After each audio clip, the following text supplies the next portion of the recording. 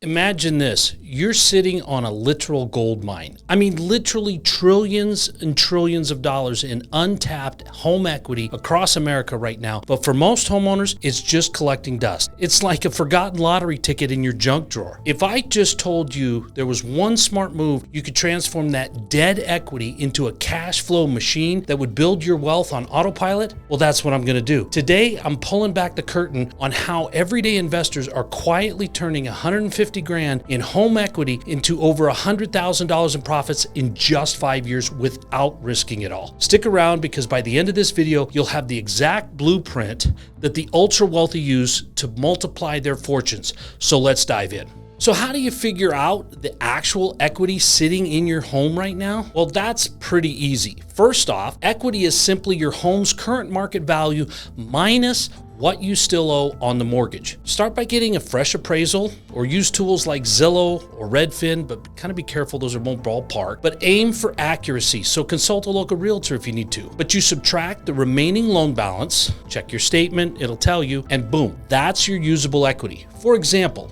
if your home's worth 600 grand and you owe 300K, you've got $300,000 in equity. But remember, lenders typically only allow you to access 80 to 90% of that safely. So factor in a buffer to avoid over leveraging. Next, you got to pick your weapon. Are you doing a cash out refi or are you doing a HELoC? When you're looking at the cash out refi versus a HELoC, the biggest factor you're going to look for is what is your current interest rate. So if you've got a 3% interest rate currently, you're not really going to want to refinance it because that's going to bring you back to where current market is for interest rates. So you could see yourself go up from a 3% interest rate to a 5 or a 6, depending on the loan you get. But a HELoC will give you flexibility. It'll be a second position loan. It's like a credit card against your home with variable rates, and it's usually interest only payments initially, and you only pay on it what you draw. So if you're considering the costs, a refi can cost you 2 to 5% of the loan, while a HELoC might just have annual fees, and make sure you always run the numbers. So if you're pulling out 150 grand, compare total interest over 5 or 10 years and see which one saves you more money. But before we go into the next steps, I put together a free guide called Equity to Income, the Investor's Playbook. And it walks you through how to pull money out of your home safely and the exact questions you need to ask before actually signing anything. So download it in the link below and don't make a 6-figure mistake before you even buy your first property.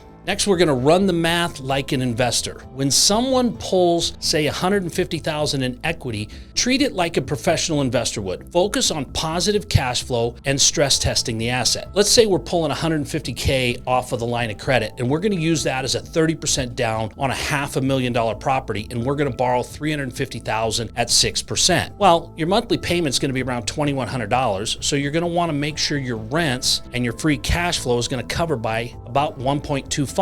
So let's say $5,000 a month in gross rent after expenses nets you about $3 grand NOI. That calculation gives you a DSCR, a debt service coverage ratio of 1.43. So that's good. Factor in about 20% bonus depreciation on the $400,000 depreciation basis. That's an $80,000 deduction in year one, saving you like 20 grand at a 25% tax rate and essentially creating a cash cushion. Now, if we stress test that for an 8% interest rate, well, the payment jumps up to $2,565, and you want to build in a 6-month reserve, so another 12.6. That math doesn't pencil positively, does it? So you walk away. See, because debt is a tool, not a trap. So now let's go out and acquire that asset. You got to make sure it aligns with your goals in the market. For cash flow with growth, target multifamily. In steady areas like the Southeast, maybe use your $150,000 down on a $500,000 duplex, renting for $3 grand a month. Run the cap rates, maybe a 7, maybe a 9%, and your ROI with 3% annual appreciation, and you're looking at $500,000 growing into $580,000 in value of the asset in just 5 years. Your loan pays down to $326,000, so sell it. You've got $254,000 in equity with $104,000 profit on your $150,000 down. See, because the bank becomes your partner in that deal when you leverage their money. So now you're looking at a 69% return over 5 years. That's solid double digits on an annual IRR. Maybe look at a single family in the suburbs for simplicity. complexity or avoid high-risk flips, vet the market. Maybe look at a single family in the suburbs, or if you want a done-for-you strategy, join a syndication. We've got plenty of those. But you want to vet the market and make sure you're looking at a 5% vacancy or less and 2% rent growth, and ensure that depreciation will apply to you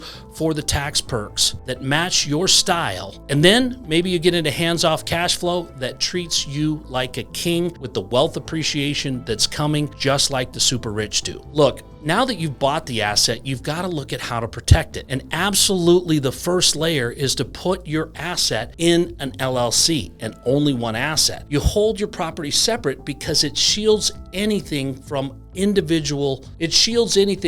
your personal liabilities and helps protect you from lawsuits. The next layer, obviously grab some good comprehensive insurance. A landlord policy that covers the property, the damage, the liability, and loss of rents is another important one. And lastly, don't forget an umbrella coverage for an extra piece of peace of mind. Then make sure that you're building up a reserve and you diversify. Don't put all your equity into one deal. And finally, don't forget to consult a tax pro for the depreciation and the recapture that'll happen when you're planning the sale. This will turn your investment into a fortress and not a gamble. So there you have it. 5 steps to unlock your home equity and turn it into real wealth. Your house doesn't have to be just where you live. It can be the launch pad for your financial freedom. But here's the catch. Unlocking equity is only step 1. The game really picks up when you find the right property and actually do the deal. So click here to see which investment properties to avoid. Don't let your Ferrari just sit in the garage, but put it on the track and make it race for you.